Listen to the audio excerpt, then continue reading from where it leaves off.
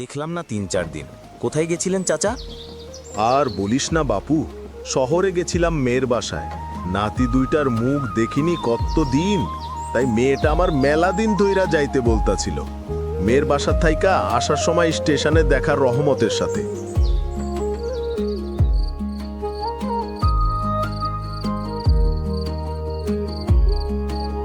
বউ, এদিকে ঘরে চাল নেই, বাজারে দেনাও জমে গেছে, আর দোকানদারও আর বাকিতে কিছু দিতে চাইছে না।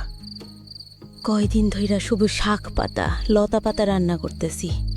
বাচ্চাগুলা বই খাতা কিনা লাগবো, কই পামু টাকা? মাথা ঘুরে যায় ওসব চিন্তা করতে করতে।